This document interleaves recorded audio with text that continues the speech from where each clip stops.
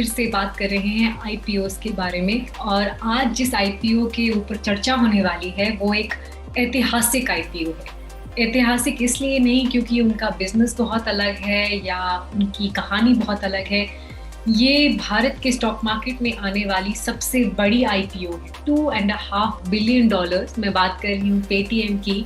हालांकि जब ये आईपीओ खुलने वाला था काफ़ी एक्साइटमेंट था, पर जब ये आया मार्केट में फॉर ओपनिंग एंड सब्सक्रिप्शन, इसे इतना अच्छा रिस्पांस नहीं मिला। मैं तो ये भी कहूँगी कि घसीट कर निकला है ये अपने अंतिम दिन पर लिस्टिंग होने वाली है। बात करते हैं पेटीएम के बारे में, इसके प्रोस्पेक्ट्स क्या हैं, मोर इम्पोर्टेंटली ट्रेडर्स और इन्वेस्टर्स को पोस्ट लिस्टिंग क्या करना चाहिए, और जिन लोगों ने 2007-2008 का ईरा देखा है उनको ये भी महसूस हो रहा था कि क्या ये पेटीएम आईपीओ, क्या इसकी वैल्यूएशंस एक रिलायंस पावर किस्म का स्टोरी बना रही हैं, क्या उस किस्म का टर्न आने वाला है स्टॉक मार्केट में। ये सारी बातें हम डिस्कस करेंगे। I hope you enjoy this conversation about Paytm and what to do next. If it becomes a professionally managed company, Ooh. yes, Burn. and yeah, they change the management, yeah, and then why not? It's a buy for me. But just see how it is without VSS. Yep.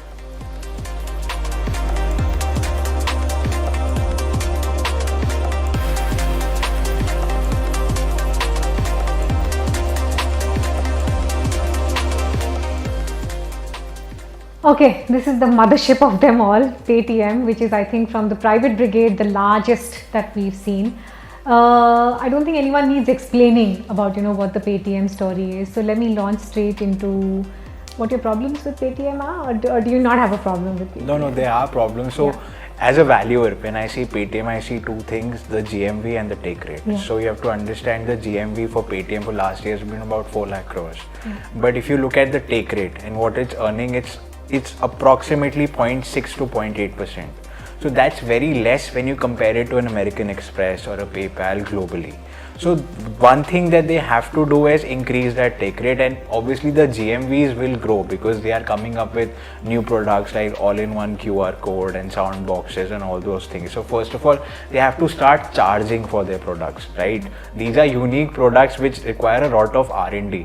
And if they're not charging and just giving it away for free, they are basically, reducing their top lines. Secondly, that take rate has to improve to a global standard, They can't be just doing this for free. 21 million merchants will increase eventually to 25 or 30 million merchants, but those merchants now have to start paying also if Paytm wants to come in the IPO. Once it gets listed, the investor will want profits, right? That's what the end game will be. Yeah. I mean, you can't be in losses throughout and just keep pumping in money. You now after the listing, you're going to be in the scanner. You're going to have to publish your quarterly results. You have to be answerable to the retail investors, all the investors for that matter. Yeah. 300-400 million subscribers is a huge market share, and they have built that on the demonetization. They've grabbed onto that. Had they even encashed on that opportunity, had they started charging at that point of time, you would have been seeing a far higher valuation to Paytm, trust me, than what you're seeing right now. Yeah. What they did not do is they focused more on customer acquisition rather than making profits. Correct. If that focused on just profits at that time, I mean, a take rate of 1 to 2%, if they even to charge to, let's say, Ola or an Uber, who are their main merchants at this point of time, they would have made phenomenal amount of money. But then COVID hit, right? And all their major merchants, they're out of business, right?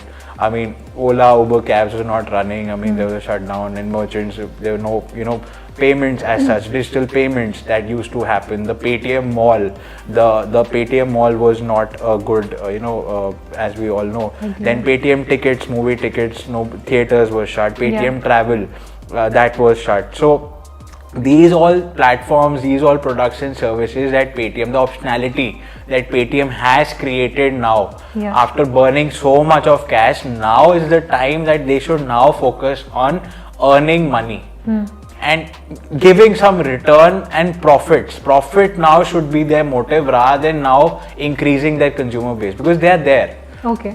Let me play devil's advocate here and ask you a broader question about the fintech space, which has genuinely been, I think, one of the big achievements of what we've seen, you know, in India's ecosystem, entrepreneurial ecosystem in the last couple of years.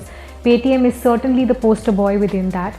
Paytm has not had trouble raising money in terms of outside of the market. They've got a lot of interest coming in. Would this be a story to watch and invest in at some point and see this as really scaling to the potential of an Amazon, for the lack of a better example, or you don't think so? I believe the story has to unfold itself properly, because the main problem with Paytm has been the UPI. UPI has really killed Paytm's market share drastically, because it's simply your bank is giving money to my bank, that's it, and Paytm is just a route through it. Paytm is not charging anything because their competitor PhonePe is not charging anything, because their competitor Google Pay is not charging anything. So it's all free. It's all free because everybody is not charging anything. So if the moment, and because even if these people start charging, Bhim UPI will not charge, because that's the government driven initiative. Now there has to be a balance around it, whether some sort of take rate has to be charged, be it the fact that even if some customers are to go to Bhim UPI or the other vendors, you know, they should actually have a policy. The government should have a policy around it, because no doubt it is making things simpler, it is making transactions simpler, but companies cannot keep on losing money because of this, because and this is a major part of the GMV. It's interesting though that you say, you know, I wish they focused more on profitability, because as we stand right now, it still doesn't seem to be the focus. You know, they've said very clearly, not for the next 5 years. BSS has said market share, that's what I want to look at. In that sense, how do you plot it then? They're saying, you know, we're not interested. So that's what would scare you as an investor, as a retail investor, that the founder is talking here something else, but the VCs, the people who have invested in Paytm, I mean, you have Ant Financials, and you have the biggest and the best, the SAF Partners is there. They are focusing on, and I think SoftBank is there. So SoftBank, and these guys want a return. They are like, show us the money, right? And eventually the money has to be made, right? I mean, you can't be a social service platform, right? You can't be a platform that's for the benefit of the society at large. You have to make money for the investors. So that's profit has to be the motive right now. And that's why they are coming up with the higher offer price now. From 16,600 crores, it's I think around 18,000 plus. Are there peers that you would benchmark it against? Again, because of the fact that India is so different than others globally, you cannot benchmark Paytm against PayPal. PayPal charges a hell load of money to its people for conversions, for putting money in the bank and this, that, you know. So these are charges that PayPal does. Paytm is still at the nascent state of charging people around it, because the moment Paytm starts charging, the user base starts to go away from them. And you know, I remember taking an Uber some time back, and I did not have cash that time. I was using Paytm, so I had some small change in my wallet, because that's what Paytm wallet is all about. You know, you keep some small change out there, just like a normal wallet. You know, I just said that, can I pay you through Paytm? He said, nobody uses Paytm भैया these days. कोई Paytm नहीं use करता, सब phone पे use करते हैं आजकल, मेरे पास नहीं है. I said, is that true? So that was a defining moment for me. Why is that so? So I was not so much aware, because I'm more of a guy who would keep small change of cash in my pocket, and you know, use a card if at all to be done. I'm not that UPI savvy guy. So it just got me to focus on the fact that UPI is actually free, because of which Paytm has actually, this is a defining moment for Paytm, because it needs money. It will need money because right now market conditions are so much favorable to him. Maybe 1 year, 2 years down the line, they might not be so much favorable. So why not then provide an exit to investors, get a good amount of cash in the company, and maybe then pivot the business from the usual platform to a different style of a platform, maybe having value added services, the main forte, main revenue generator, and this is a separate and side business. So what Mayank is trying to say is that customers have no loyalty right now, right? Yes. You can spend 1,000, 2,000, 5,000 on one customer acquisition, and then you see him flip. Yeah. Right. Once he has getting somebody else free, Yeah. so he just flip to a Phone Pay or a Google Pay or an Amazon Pay. Right. If Amazon can run a massive campaign tomorrow, and Paytm will be nowhere to be seen, right? I mean, I'm just saying the same things Amazon can get, and Amazon is a in the disruption business, right? Whatever it touches turns to dust for other competitors. So does Reliance, is the Indian counterpart, right? So where would you draw the line in the sand in terms of fair value for Paytm? So how far? How many steps back is it? So that's what I'm saying. So it's India's largest IPO, no doubt about that. Yeah. It's going to get a phenomenal listing, no doubt about that. Now it's going to raise half, I think, for the half of that stays in the company, right? Yeah. So now the main game for me, if I was VSS, I would focus on profits. I would see how I can increase that take rate. To increase that take rate, I would focus on selling more of insurance.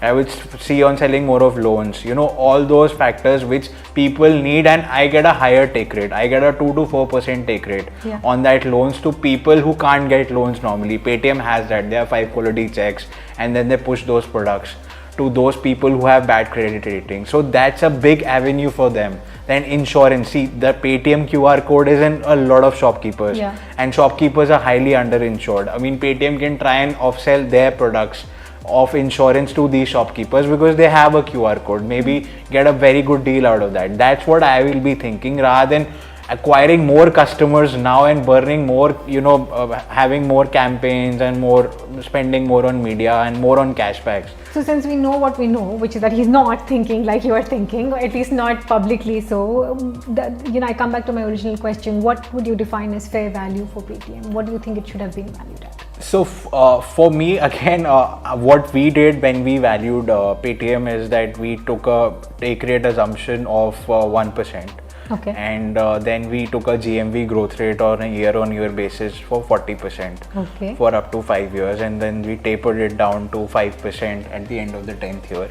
And basis on that, and since it has a lot of operating losses that is carried forward, you get a benefit in the income tax for that. So the fair valuation as per us and those standards is $20 billion right now. Having said that, the fair valuation is 2,000 rupees, but the focus of the founder and how he's going to spend that money entirely changes. So let's say tomorrow, and that's totally on my assumption that an Amazon will not come in the picture and not disrupt the market entirely, and totally on that assumption that Paytm is going to go more on the optionality side of it. They are going to sell more of insurance, more of loans, more of credit cards, rather than focusing on the B2C space, right? Such small amounts, starting small. These small amounts are eventually going to go a long way. Paytm can be like one platform for ticketing, movies, gold, mutual funds,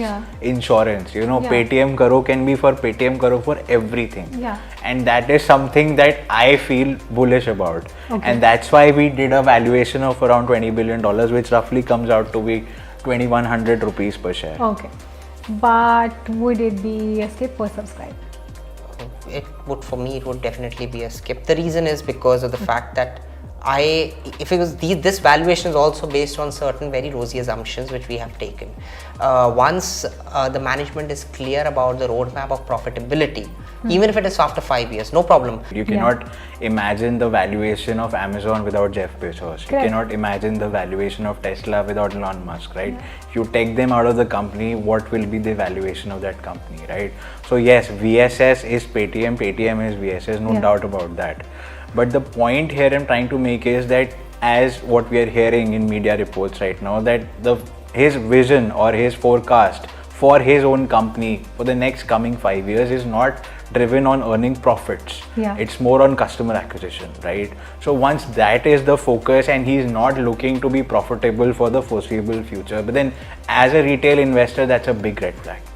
Right? Is it also a red flag when you know that there are conflicting points of interest amongst the key investors? Because that's not the point of view that some of the key investors in Paytm have, right? Definitely. And that's what. So if there are more litigations around that and there are no clear, investors, I mean, there's no harmony between the investors and There are legal cases going on. So yeah, I mean, true, definitely. Yeah. So where does that end up for Paytm? Between a skip, a subscribe, or buy it at some point, where would you be? I believe Paytm story, you can buy it at some point of time only when the management is very clear about the profitability roadmap. Okay.